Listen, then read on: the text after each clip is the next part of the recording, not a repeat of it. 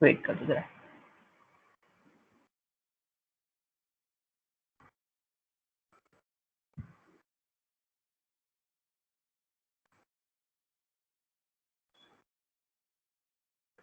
Screen દેખાય છે બધાને?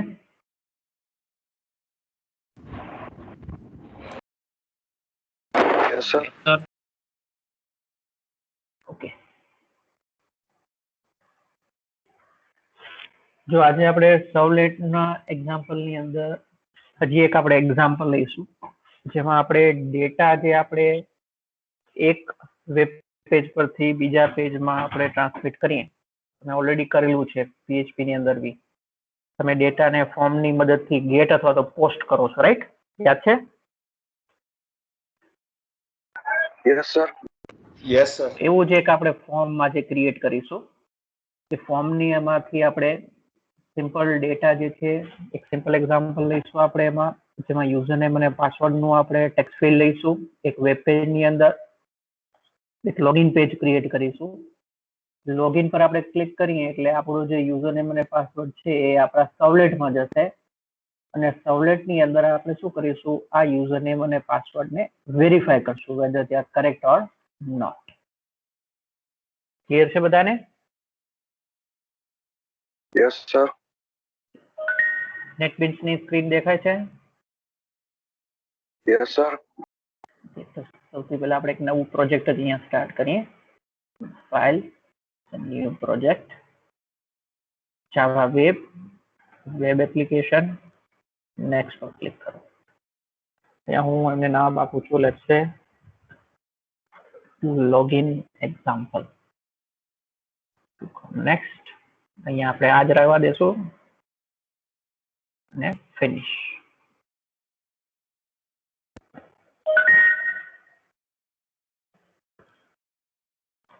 ઓકે, એટલે આપણું આ લોગિન એક્ઝામ્પલ નામનું પ્રોજેક્ટ બની ગયું જેમાં સૌથી પહેલું પેજ આપણું આ પેજ છે index.jsp પેજ, રાઈટ? અહીંયા આપણે પહેલા તો આપણે આપણું ફોર્મ તૈયાર કરી લઈએ. રાઈટ? સિમ્પલ આપણે એમાં યુઝર નેમ અને પાસવર્ડ એ બે ડિટેલ્સ એન્ટર કરાવવાની છે. ટાઇટલ હું અહીંયા કને આપી દઉં છું લોગિન. અહીંયા આપણે આ h1 ટેગ ને કાઢી નાખીએ. જો અહીંયા બોડી પાર્ટ ની અંદર આપણે શું કરવાનું છે હંમેશા જે પણ ડેટા તમારે સબમિટ કરવાનો હોય always take that data in a form અને એના માટે તમે ફોર્મ ટેગ યુઝ કરો છો. યાદ છે? ફોર્મ. Yes, sir. તો ફોર્મ નામનું ટેગ અહીંયા હું લઉં છું. ફોર્મ ટેગ ની અંદર તમે કેટલાક એટ્રીબ્યુટ યુઝ કરો છો. એમાંથી એક એટ્રીબ્યુટ છે જેનું નામ છે એક્શન. આ એક્શન એટ્રીબ્યુટ શું દર્શાવે? જે પેજમાં આપણે રીડાયરેક્ટ થવું છે ત્યાંનું નામ. હા, જે પેજમાં તમારે આ ફોર્મ નું ડેટા સબમિટ કરવાનું છે, જે પેજની અંદર આ ડેટા જશે એ પેજનું નામ અહીંયા. હવે આપણે ડેટા ક્યાં મોકલવાનું છે?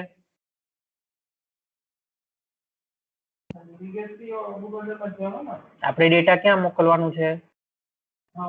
સર્વલેટમાં. સર્વલેટમાં, રાઈટ? આપણે નવું સર્વલેટ હજી એડ નથી કર્યું, આપણે નવું સર્વલેટ અહીંયા એડ કરશું. તો એ સર્વલેટ ની અંદર આપણે જે કંઈ પણ નામ આપશું એ સર્વલેટ નું એ નામ આપણે અહીંયા લખવાનું. ફોર એક્ઝામ્પલ આપણે એનું નામ આપશું લોગિન સર્વલેટ. તો અહીંયા હું નામ આપી દઉં છું action is equal to login servlet. Clear છે બધાને? અહીંયા તમારે ક્લાસ નું નામ લખવાનું એકચ્યુઅલી જે તમારું સર્વલેટ ક્લાસ જે છે જેમાં ડેટા જશે, તમારા સર્વલેટ નું નામ જેમાં ડેટા જશે એ સર્વલેટ નું નામ તમારે અહીંયા લખવાનું. અને બીજું એક એટ્રીબ્યુટ તમે લખો છો અહીંયા method. Method is equal two તમે ગેટ બી લખી શકો અથવા પોસ્ટ બી લખી શકો, રાઈટ?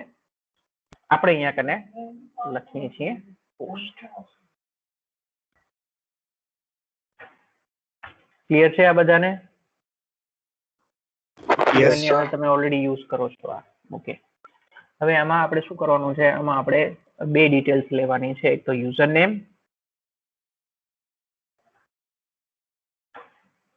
યુઝર નેમ પહેલા આપણે લખેલું પ્રિન્ટ કરાવશું અને બાજુમાં એક આપણે યુઝર નેમ નું ટેક્સ્ટ બોક્સ લઈશું. તો ટેક્સ્ટ બોક્સ લેવા માટે શું લેવાનું આપણે? Input tag. ઇનપુટ, જેમાં લખીશું આપણે type is equal to text. અને ખાસ વસ્તુ તમારે ધ્યાનમાં રાખવાની જ્યારે પણ તમે અહીંયા કને આ પ્રકારના કંટ્રોલ્સ લ્યો છો, નેમ, આ નેમ બહુ જરૂરી છે કેમ કે આ જ નામ આપણું જે ડેટા જશે, આપણો આ ફોર્મ નું જે ડેટા જશે આ સર્વલેટ ની અંદર, તો આ સર્વલેટ ની અંદર આ યુઝર નેમ નામના ટેક્સ્ટ બોક્સમાં યુઝરે શું વેલ્યુ ઇનપુટ આપેલી છે આપણે આ નામ, આ ટેક્સ્ટ બોક્સ નું નામ આપેલું હશે એના પરથી આપણે એને એક્સેસ કરી શકીશું. રાઈટ? કેમ કે એ નામ અને એની શું વેલ્યુ છે એ ડેટા આપણા આ સર્વલેટ ને પાસ કરવામાં આવે છે. એટલે આ નેમ આપવું કમ્પલસરી છે અને આ નેમ તમારે સર્વલેટ સાઇડ પર યુઝ કરવાની જરૂર પડશે. તો અહીંયા હું આ નેમ આપી દઉં છું, લેટ્સ સે યુ નેમ.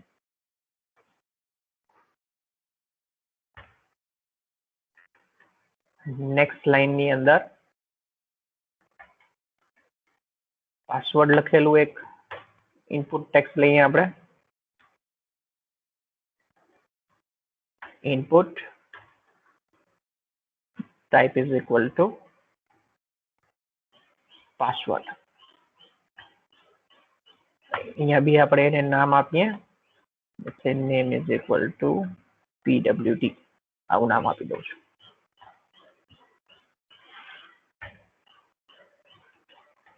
અને છેલ્લે શું લેવું જોઈશે આપણે? આ યુઝર નેમ નું ટેક્સ્ટ બોક્સ બની ગયું,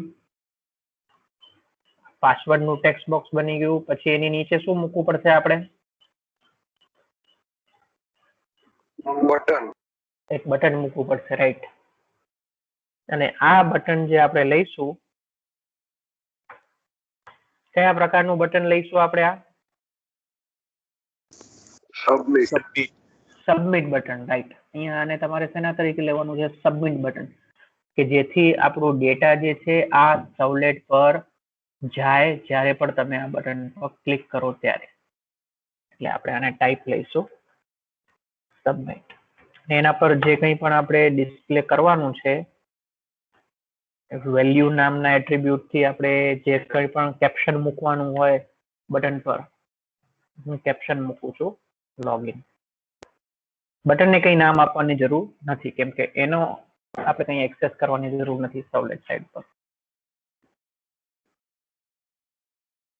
આ બધા પૂરેપૂરા ફોર્મને હું એક સેન્ટર ટેગમાં મૂકી દઉં એટલે સેન્ટરમાં આ ડેટા ડિસ્પ્લે થાય, બીજું કંઈ નહીં.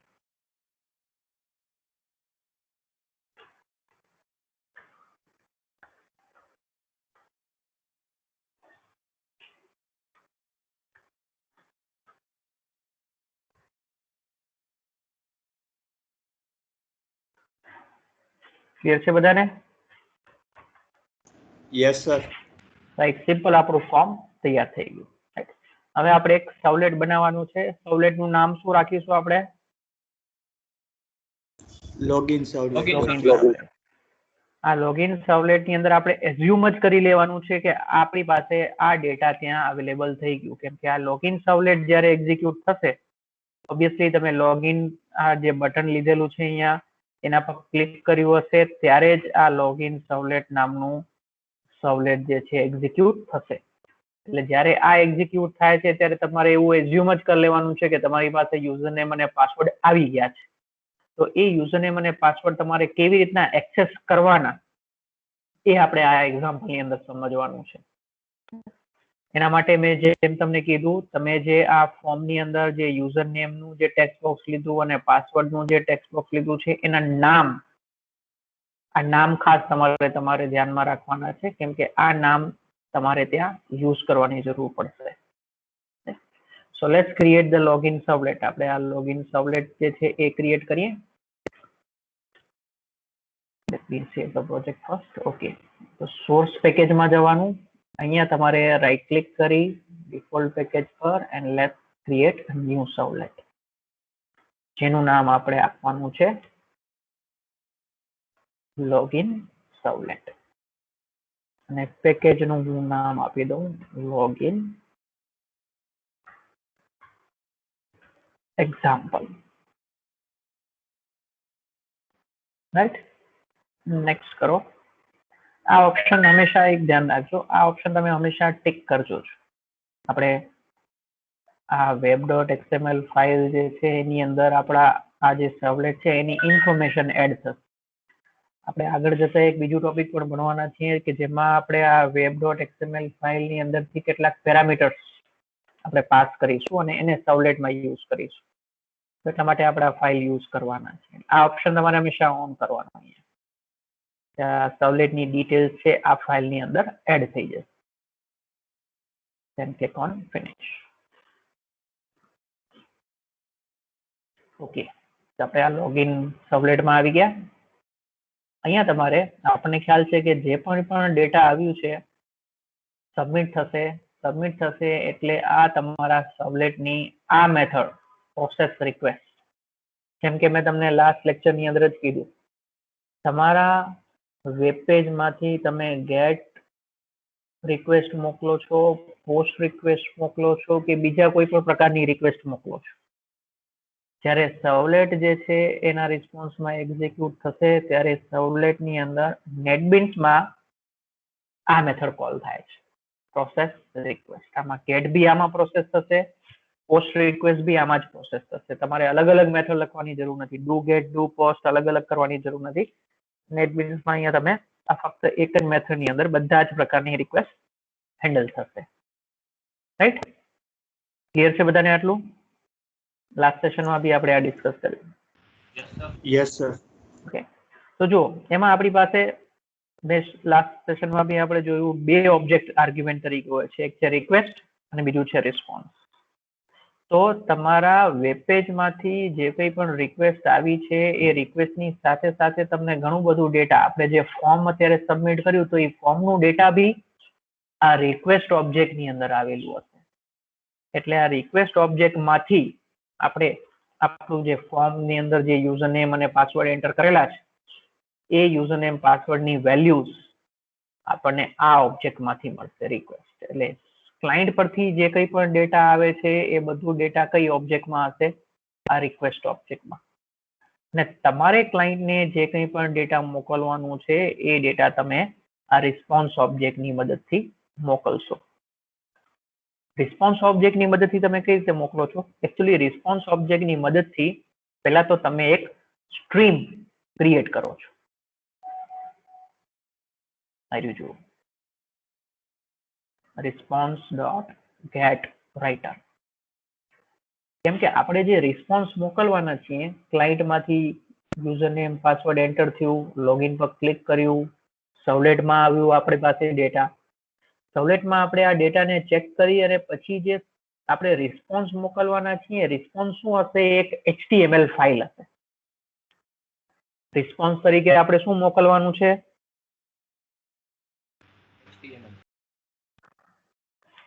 એક HTML ફાઇલ.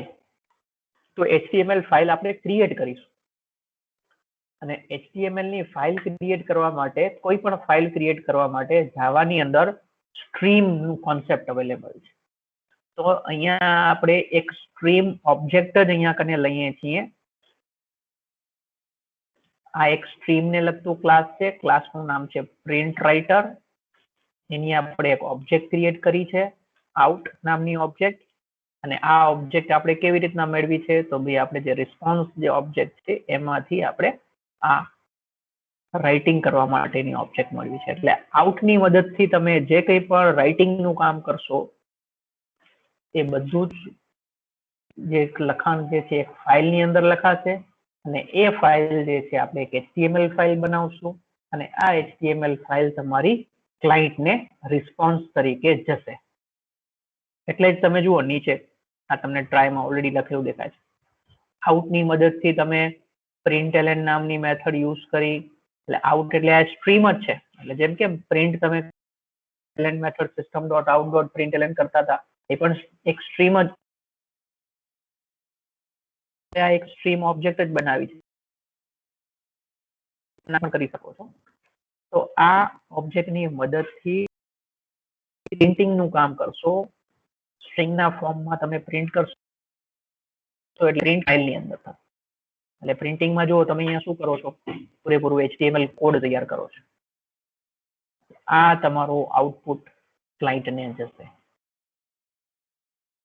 ક્લિયર છે આટલું બધાને? Yes, sir.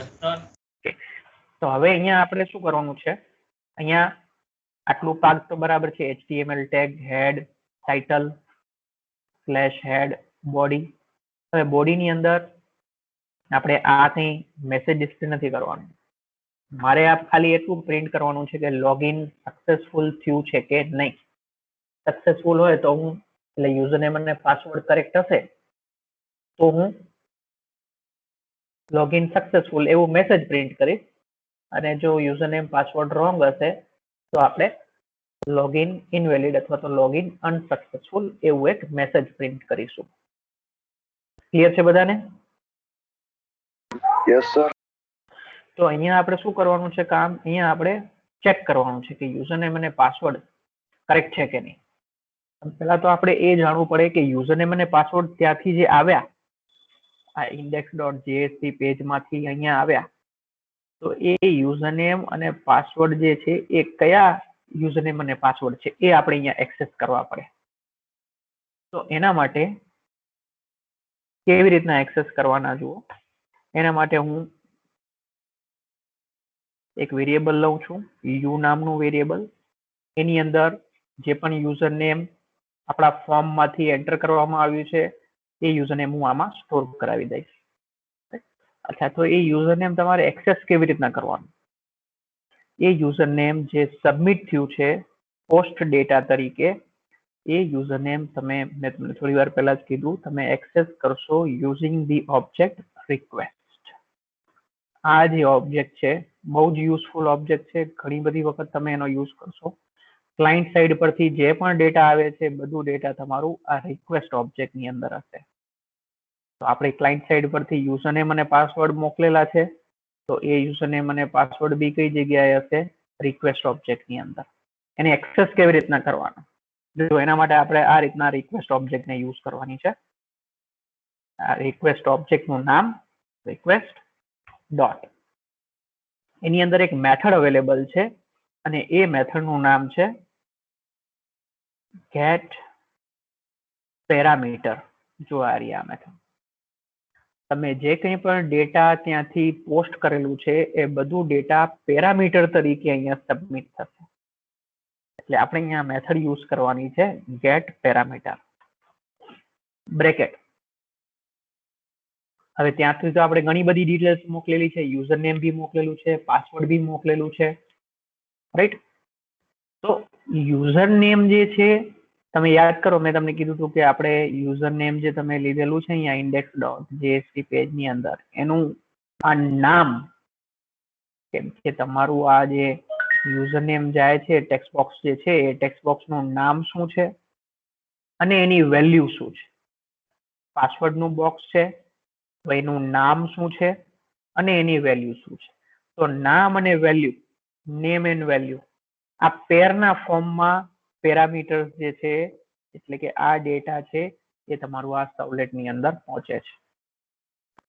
તો આપણે જે કંઈ પણ પેરામીટર જે છે જેની વેલ્યુ જોતી હોય એ પેરામીટર નું નામ અહીંયા લખવાનું. તો એ નામ શું હશે? અહીંયા યુ નેમ.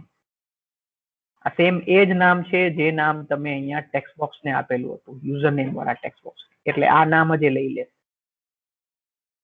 ક્લિયર છે બધાને? Yes, sir. Yes sir.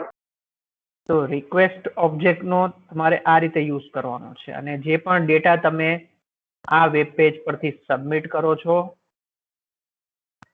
એ ડેટા તમારે આ રિક્વેસ્ટ ઓબ્જેક્ટ ની મદદથી get પેરામીટર નામની મેથડ યુઝ કરીને એક્સેસ કરવાનું છે. ઓકે, તો આવી જ રીતે આપણે બીજું ડેટા બી લઈ શકશું. લેટ્સ સે પાસવર્ડ માટે એક બીજું વેરિયેબલ લઈ લઈએ આપણે, લેટ્સ સે સ્ટ્રિંગ p. એમાં બી સેમ એ જ રીતે રિક્વેસ્ટ ડોટ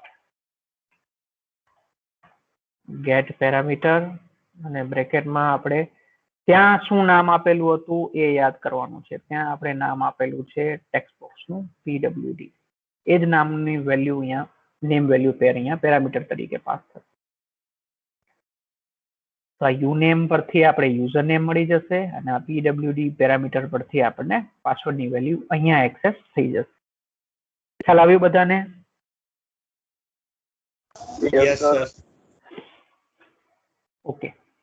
તો હવે આપણે આ યુઝરનેમ અને પાસવર્ડને વેરીફાય કરવાના છે. જો હવે વેરીફાય તમે ઘણી બધી અલગ અલગ રીતે કરી શકો. નોર્મલી એવું થતું હોય છે કે આપણે યુઝરનેમ અને પાસવર્ડ માટે શું કરેલું હોય છે, ડેટાબેઝ બનાવેલું હોય છે અને એમાંથી આપણે એને વેરીફાય કરતા હોઈએ છીએ. તો અહીંયા બી આપણે એ જ કામ કરીએ. અહીંયા આપણે ડેટાબેઝ કનેક્ટિવિટી પણ કરીશું, જેમાં યુઝરનેમ અને પાસવર્ડનું એક ટેબલ આપણે ઓલરેડી ક્રિએટ કરીને રાખીએ અને એમાં કેટલાક યુઝરનેમ અને પાસવર્ડ અત્યારે સેવ કરીને રાખીએ અને એમાંથી આપણે આ ડેટાને, આ યુઝરનેમ અને પાસવર્ડ કરેક્ટ છે કે નહીં એ આપણે વેરીફાય કરીએ. રાઈટ?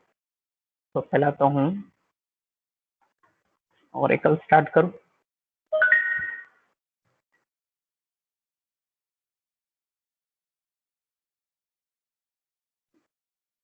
Database home page.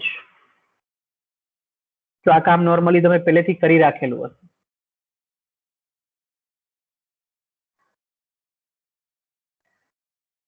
આ પેજ ખુલે છે ત્યાં સુધી આપણે ડેટાબેઝનું પૂરું કોડિંગ લખવાની અત્યારે જરૂર નથી. આપણે ઓલરેડી ડેટાબેઝના કેટલાક એક્ઝામ્પલ લીધેલા છે, તો એમાંથી જ આપણે કોઈ પણ કોડ જે છે એ આપણે અહીંયા લઈ લઈએ. રાઈટ? આપણો ટાઈમ બચે.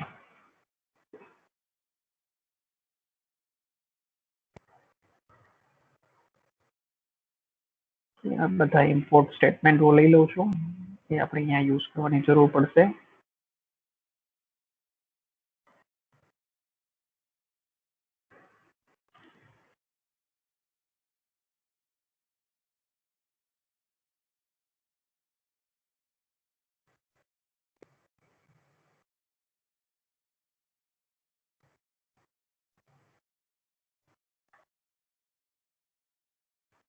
ડેટાબેઝ કનેક્શન નું જે આ કોડ જે છે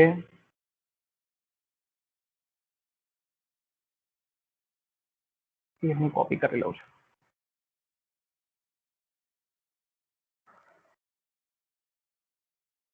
એ કામ આપણે અહીંયા જ કરવું પડશે, એટલે કોડ પૂરેપૂરું અહીંયા જ લખું છું. આ એક ઇમ્પોર્ટ કરવાનું બાકી છે, ઓકે કરી દઈએ આપણે.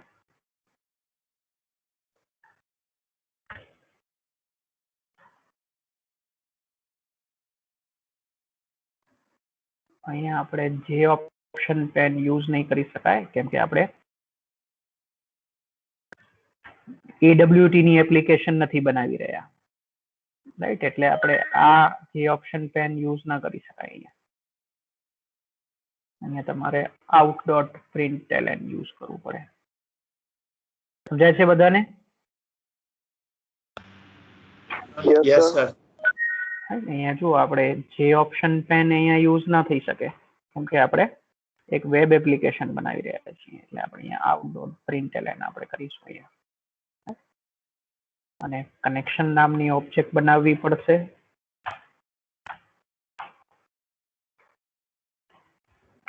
આ કનેક્શન નામની ઓબ્જેક્ટ બનાવી દીધી. રાઈટ? આપણે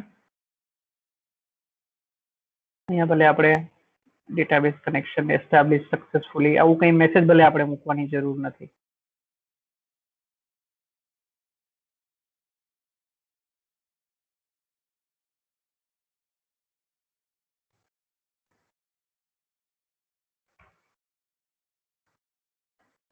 બધા એક્સેપ્શન જે છે એને આપણે પ્રિન્ટ કરાવીએ ફક્ત.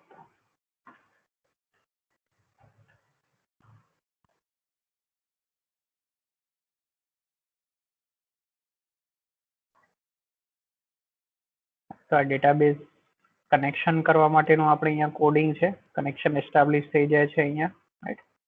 આપણે કનેક્શન સક્સેસફુલી એસ્ટાબ્લિશ થઈ ગયું એવું કઈ મેસેજ આપણે પ્રિન્ટ કરવાની જરૂર નથી.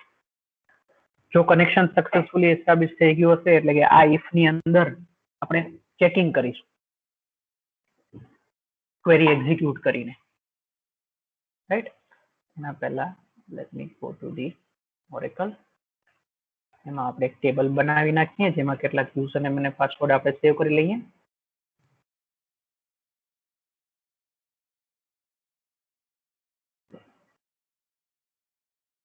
SQL કમાન્ડ પહેલા તો આપણે એક ટેબલ ક્રિએટ કરી લઈએ. અહીંયા ક્રિએટ ટેબલ, ટેબલ નું નામ લેટ્સ સે user_details, પછી કોલમ આપણે ક્રિએટ કરીએ છીએ એની અંદર લેટ્સ સે યુઝરનેમ નામની પહેલી કોલમ var2 let's say 20 અને બીજી કોલમ છે એનું નામ આપું છું પાસ. અત્યારે હું એને બી var2 લઈ લઉં છું, તમે પાસવર્ડ ફિલ્ડ તરીકે પણ એને લઈ શકો છો. var2 20 અત્યારે હું આ રીતના લઉં છું. એને ટેબલ ક્રિએટ થઈ ગયું. કેટલીક રોઝ આપણે એની અંદર ઇન્સર્ટ કરી દઈએ. સ્ક્રીન દેખાય છે ને બધાને? Yes sir. Yes, sir. Insert into user_details values. આપણે કેટલીક વેલ્યુઝ આપણે એની અંદર મૂકી દઈએ. એટલે યુઝરનેમ abc, એનું પાસવર્ડ બી હું રાખું છું abc આપણી કન્વીનિયન્સી માટે. પેલી રો ઇન્સર્ટ થઈ ગઈ. એક બીજી રો આપણે ઇન્સર્ટ કરી દઈએ xyz, પાસવર્ડ બી રાખું છું xyz.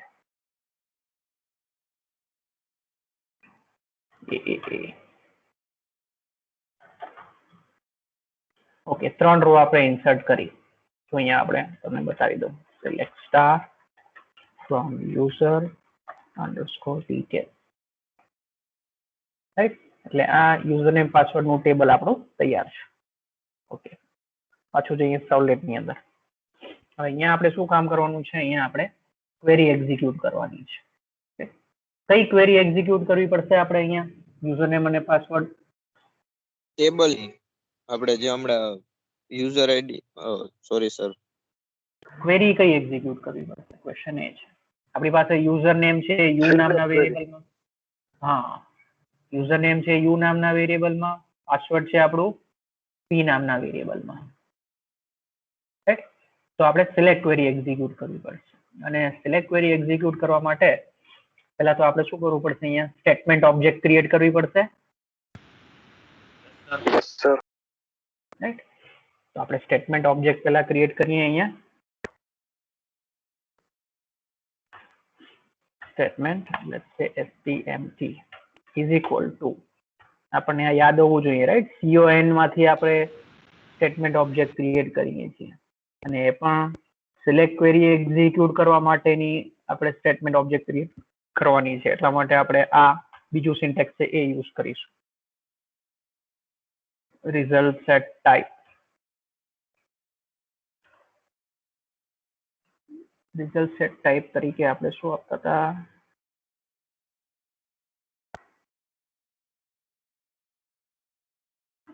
આગળ એનું કોન્સ્ટન્ટ, એક મિનિટ મને નામ ચેક કરવા દે ને.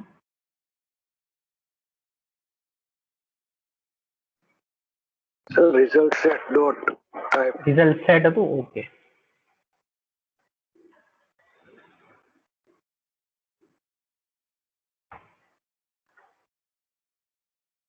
ઓકે રિઝલ્ટ સેટ ડોટ આપણે અહીંયા કને શું કરીશું? Forward only. અને બીજું આપણે આર્ગ્યુમેન્ટ કોન્કરન્સી આપવાની છે. અહીંયા આપણે મેઇનલી તો સિલેક્ટ ક્વેરી જ એક્ઝિક્યુટ કરવાની છે એટલે આનું ઇમ્પોર્ટન્સ નથી એટલું, right? Result set dot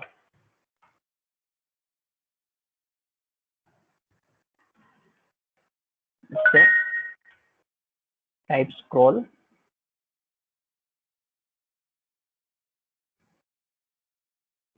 sir આપણે કોન્કરન્ટ આપણે લેવાનું છે. સોરી,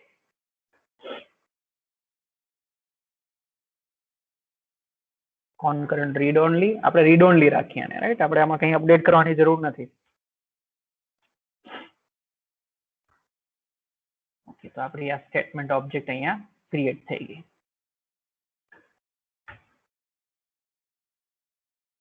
હવે આપણે ક્વેરી એક્ઝિક્યુટ કરવાની છે. જેમ કે હમણાં કીધું, આપણે સિલેક્ટ ક્વેરી એક્ઝિક્યુટ કરવાની જરૂર પડશે, રાઈટ? અને રિઝલ્ટ સેટ લેવાની જરૂર પડશે. આપણે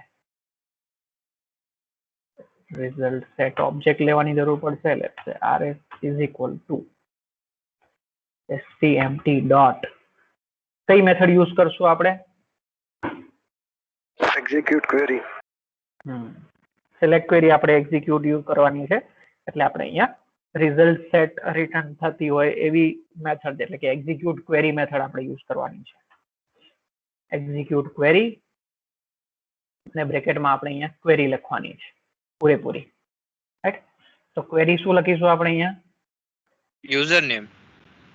ના, ક્વેરી આપણે શું લખવાની? આપણે સિલેક્ટ ક્વેરી લખ્યું ને, select star from table name શું છે? User underscore details, right? પછી લખશું આપણે અહીંયા વેર. જો અહીંયા તમારે બધા ડેટા અહીંયા લેવાની જરૂર નથી રિઝલ્ટ સેટ માંથી. અહીંયા વેર ક્લાઉઝ નાખીને અહીંયા ચેક કરી લો કે ભાઈ આપણા યુઝર મને પાસવર્ડ ની રો ત્યાં અવેલેબલ છે કે નહીં. ઘણા સ્ટુડન્ટ શું કરે કે ત્યાંથી 3 ડેટા અહીંયા લઈ લે રિઝલ્ટ સેટમાં, પછી રિઝલ્ટ સેટમાંથી ચેક કરે કે યુઝરને મને પાસવર્ડ જે છે કે નહીં. એવું કરવાની જરૂર નથી તમારે. એમાં અનનેસેસરી રિસોર્સિસ વેસ્ટ જશે, ટાઈમ પણ જશે. ના કરતા તમારે અહીંયા વેર ક્લાઉઝ થી જ સિલેક્ટ ક્વેરી એક્ઝિક્યુટ કરવાની. વેર યુઝર નેમ નામની પહેલી કોલમ છે આપણી, is equal to single quote, પછી આપણું વેરિયેબલ જેની અંદર આપણું યુઝર નેમ છે, ધેટ ઇઝ યુ. ખ્યાલ પડ્યું બધાને? Yes sir. આ યુ આપણું વેરિયેબલ લઈ લીધેલું છે. આ યુ માં આપણે રિક્વેસ્ટ ઓબ્જેક્ટ માંથી ડેટા આપણે આમાં લઈ લીધેલું છે યુ માં.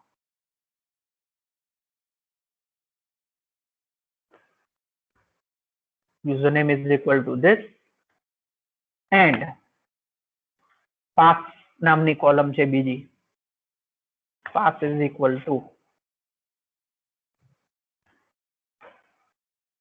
પાસવર્ડ આપણે લઈ લીધું છે p નામના વેરિયેબલ ની અંદર, સિંગલ ક્વોટ કમ્પ્લીટ.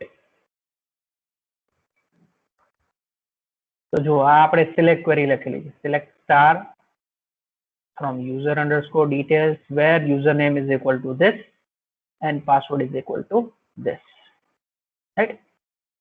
હવે જુઓ, હવે જો રિઝલ્ટ સેટમાં કઈ ડેટા આવ્યું હશે, કેટલું ડેટા આવ્યું હશે રિઝલ્ટ સેટમાં? જો આપણે યુઝરનેમ અને પાસવર્ડ જે આપ્યા એક રો આવી હશે, રાઈટ? રિઝલ્ટ સેટ ની અંદર. અને જો આપણે જે યુઝરનેમ અને પાસવર્ડ આપેલા છે એવું કોઈ પણ રેકોર્ડ નહીં હોય તો આ રિઝલ્ટ સેટ કેવું હશે?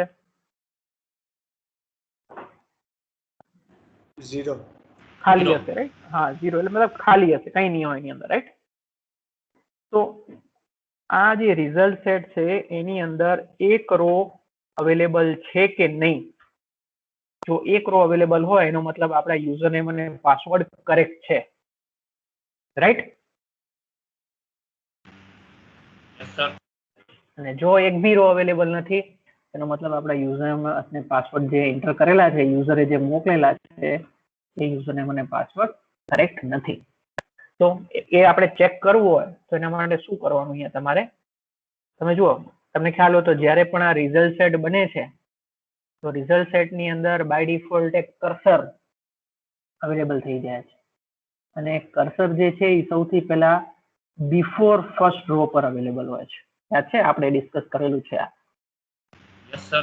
રિઝલ્ટ સેટ ની અંદર જે કર્સર હોય, કર્સર પહેલા ક્યાં હોય? પહેલી રો પર ન હોય, પહેલી રો થી આગળ, જેને આપણે બિફોર ફર્સ્ટ કહીએ છીએ. એટલે હું અહીંયા શું કરીશ? હું અહીંયા એક મેથડ કોલ કરીશ આપણા કર્સરને નેક્સ્ટ રો પર લઈ જવા માટે, એટલે કે rs.next. જો આ જો નેક્સ્ટ નામની મેથડ છે ને એ જુઓ તમને બુલિયન વેલ્યુ રિટર્ન કરે છે.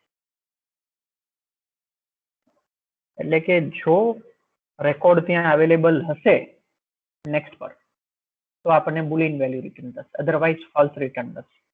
તો આ નેક્સ્ટ નામની જે મેથડ છે એને હું ઇફ ની અંદર જો મૂકી દઉં, if rs dot next એટલે કે પેલી રો માં જશે ડેટા, અને જો પેલી રો માં જશે તો આ if કન્ડિશન ટ્રુ થશે, અને જો પેલી રો અવેલેબલ જ નહીં હોય તો આ નેક્સ્ટ ની મેથડ જે છે એ આપણને કેવી વેલ્યુ રિટર્ન કરશે? ફોલ્સ વેલ્યુ રિટર્ન કરશે. યસ, હા, false value sir. Yes sir. બરાબર ને? હા, જો પેલી રો હશે તો એ પેલી રો માં આપણું કર્સર જશે અને ટ્રુ વેલ્યુ રિટર્ન થશે.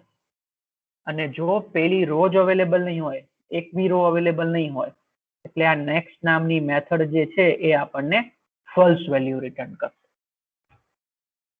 તો એના પરથી આપણને ખબર પડી જશે કે આપણે યુઝરનેમ અને પાસવર્ડ ની રો મળી કે નહીં. બીજા શબ્દોમાં કહીએ તો એના પરથી આપણને ખબર પડી જશે કે આપણે યુઝરનેમ અને પાસવર્ડ જે એન્ટર કરેલા છે એ કરેક્ટ છે કે નહીં. તો if rs dot next મતલબ કે એક રો મળી ગઈ, મતલબ કે યુઝરનેમ અને પાસવર્ડ જે આપણે અહીંયા કને પાસ કરેલા છે સિલેક્ટ ક્વેરી ની અંદર એ અવેલેબલ છે, મતલબ કે યુઝરે જે યુઝરનેમ અને પાસવર્ડ એન્ટર કરેલા છે એ કરેક્ટ છે. એટલા માટે હું અહીંયા લખીશ out dot println h1 tag ની અંદર જ લખીએ આપણે, એટલે થોડુંક બોલ્ડ અક્ષર લખીએ, લોગિન સક્સેસફુલ.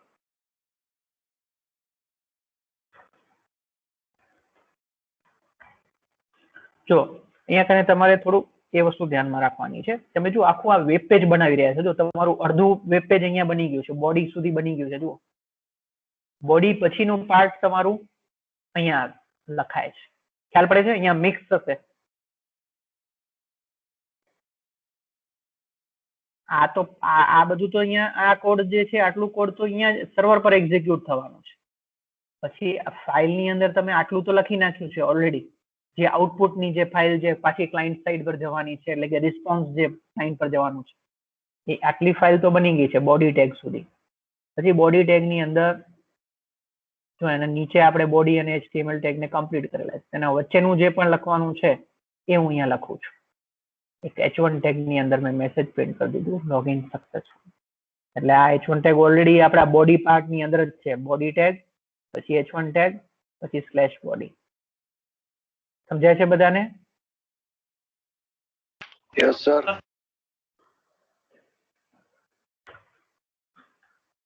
else આપણે શું પ્રિન્ટ કરવાનું છે? લોગિન સક્સેસફુલ નથી, રાઈટ?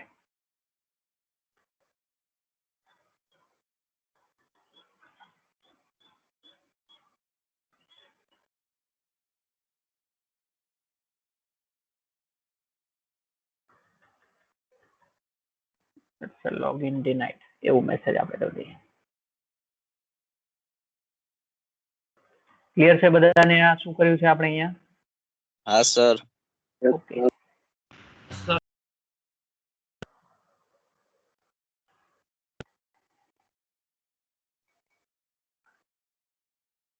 ફાઇનલી ની અંદર આપણે કનેક્શન ને ક્લોઝ કરી દઈએ.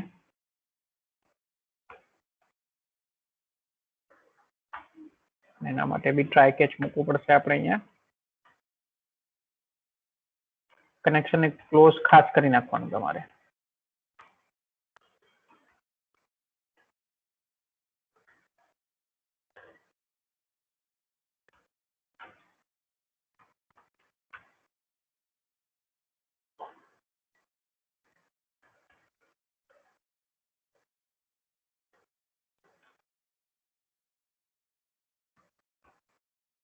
જો કંઈ પણ એક્સેપ્શન આવશે ને તો જુઓ, એ એક્સેપ્શન ને આપણે સીધું આપણા વેબ પેજમાં જ પ્રિન્ટ કરાવીએ છીએ. એટલે આપણા વેબ પેજમાં પ્રિન્ટ થશે કંઈ પણ એક્સેપ્શન આવશે ને તો. સમજાણું બધાને શું કર્યું છે આપણે અહીંયા સર્વર Yes, સાઈડ sir. પર? Yes, sir. આપણું સર્વર સાઈડ નો કોડ છે, અને આઉટપુટ તરીકે આપણે આ એક ફાઇલ તૈયાર કરીએ છીએ, HTML ફાઇલ. ઓકે, હવે આપણે આને એક્ઝિક્યુટ કરીને ચેક કરીએ. અચ્છા, હવે એક્ઝિક્યુટ કરીને ચેક કરીએ એના પહેલા આપણે હજી એક કામ કરવું પડશે. આ ડ્રાઈવર જે છે અહીંયા કને અવેલેબલ નહીં હોય એટલે આ ડ્રાઈવર અહીંયા આપણે રજીસ્ટર કરવા પડશે, રાઈટ? યાદ છે ને? Yes, sir. ટૂલ્સ માં જઈએ. સોરી, રન માંથી જતો, sorry, run.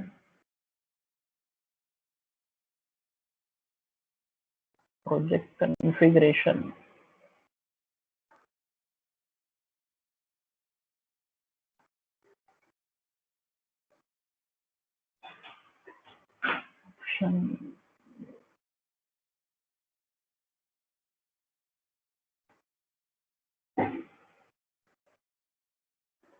That project configuration is નથી આવતું option.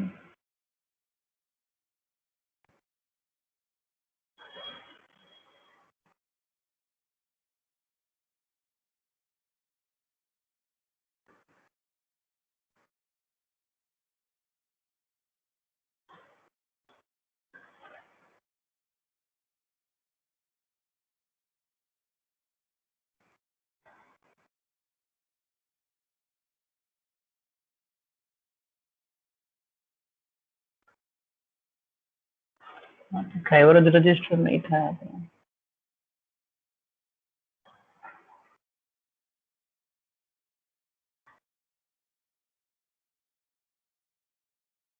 Let me try and execute. I think driver registration માંથી સર્વર પર આપણે અલગ કંઈક પ્રોસેસ કરવી પડશે, તો એના માટે username, let's say ABC, password, let's say ABC. Let me click on login. Obviously જો ડ્રાઈવર રજીસ્ટર નહીં થાય.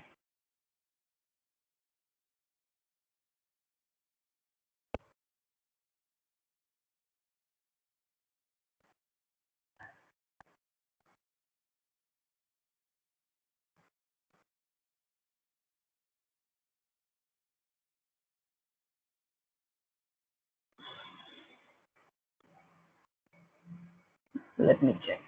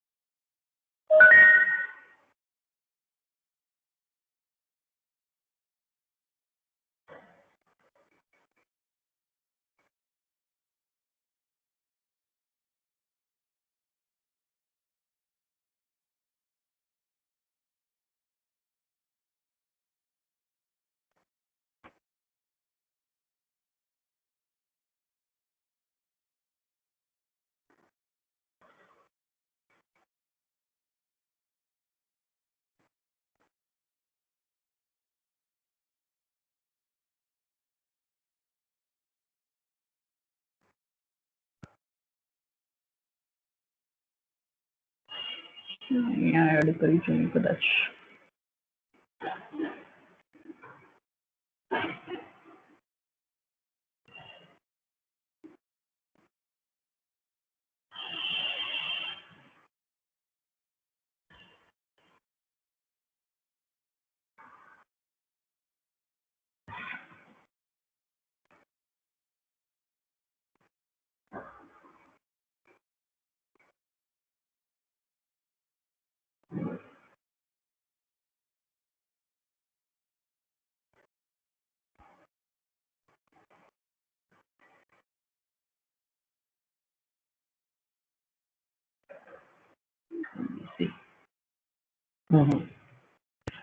આપણે એને સર્વર પર અલગથી કંઈક રજીસ્ટ્રેશન કરવા માટે કરવું પડશે.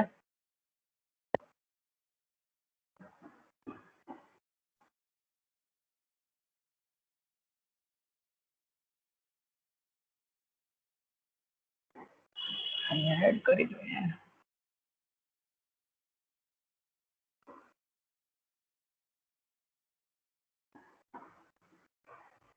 ઓકે.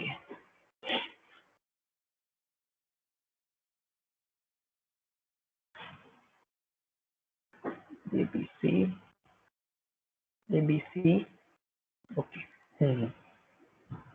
લોગિન સક્સેસફુલ દેખાશે ને મેસેજ બધાને? Yes, sir. તો જો આપણે ક્યાંથી એડ કરવું પડશે? અહીંયા લાઇબ્રેરીઝ જે છે આ જે તમને અહીંયા દેખાય છે લાઇબ્રેરી ઓપ્શન રાઈટ, જેમ મેં હમણાં એડ કર્યું ત્યાં તમારે પેલું તમારી જો ઓરેકલના ડ્રાઈવર્સ છે અહીંયા તમારે એડ કરવા પડશે. આપણે નોર્મલ પ્રોજેક્ટની અંદર શું કરતા હતા, રનમાં જઈને પ્રોજેક્ટ કન્ફિગરેશન માંથી કરતા રાઈટ. અહીંયા તમારે આ લાઇબ્રેરીઝ ઓપ્શન છે ત્યાં તમારે એડ કરવા પડશે ઓરેકલના ડ્રાઈવર. ઓકે, ક્લિયર છે બધાને આ એક્ઝામ્પલ? Yes sir. તો આ રીતના sir. તમે સર્વર પર અહીંયા આપણે ટોટલ બે વસ્તુ કરી. મેઇન તો આપણે એ કામ કર્યું છે કે ક્લાયન્ટ સાઈડ પરથી ડેટા આપણું જે આ index.jsp પેજ છે એમાં આ ફોર્મનું પૂરેપૂરું ડેટા જે છે જેમાં યુઝર નેમ અને પાસવર્ડ હતા એ આપણે આપણા સર્વલેટમાં ટ્રાન્સમિટ કર્યા. this is our સર્વલેટ. અને સર્વલેટની અંદર એ ડેટાને એક્સેસ કરવા માટે આપણે ઓબ્જેક્ટ યુઝ કરી છે આ request.get પેરામીટર. આ મેથડ ખાસ યાદ રાખવાની છે બધાને. ક્લિયર બધાને example? Yes, sir. Yes, sir. આ રીતે અત્યારે આપણે ફક્ત યુઝર નેમ અને પાસવર્ડ લીધેલું છે. શક્ય છે કે તમે અહીંયા લોગિન ફોર્મ ની બદલે તમે પૂરેપૂરું કોઈ સ્ટુડન્ટની ડિટેલ્સ અહીંયા ઇનપુટ લેતા હોય એવું મોટું ફોર્મ તમે બનાવેલું હોય, બટન પર ક્લિક કરો, સેવ પર ક્લિક કરો એટલે ડેટા જે છે એ તમારા સર્વલેટમાં જતું હોય. તો ભલે અહીંયા સર્વલેટમાં ડેટા આવતું હોય તો તમારે દરેક જે એલિમેન્ટ હશે એ ફોર્મની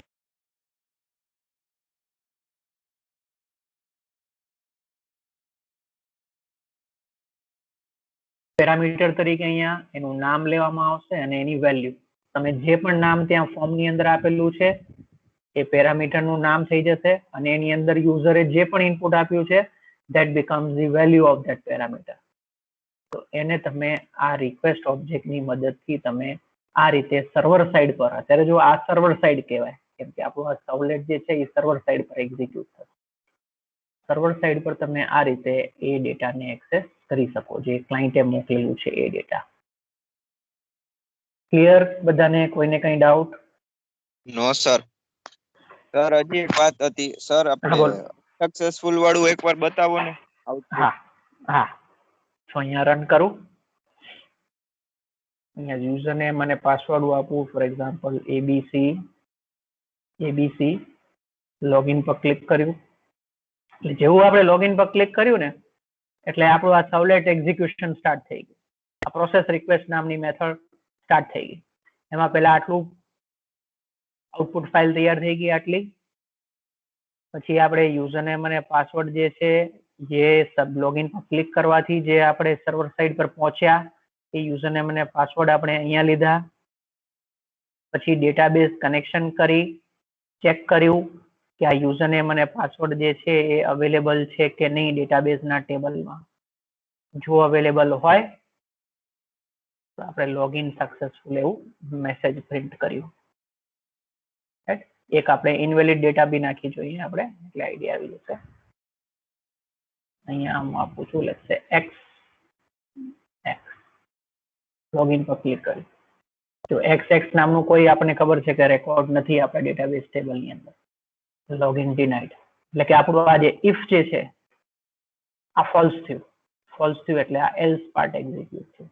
લોગિન ડિનાઇડ એટલે આપણું આ વેબ પેજ તો આખું જ જનરેટ થશે દર વખતે. આ HTML પેજ, હેડ, બોડી, પછી અંદર અત્યારે આ વખતે આ મેસેજ ગયું લોગિન ડિનાઇડ, પછી /body/html આટલું કમ્પ્લીટ ફાઇલ જે છે એ ફરી પાછી આપણે અહીંયા વેબ બ્રાઉઝરમાં આપણને પાછી મળી. સમજાણું બધાને? ક્લિયર છે હવે? ક્લિયર છે સર. Yes, sir.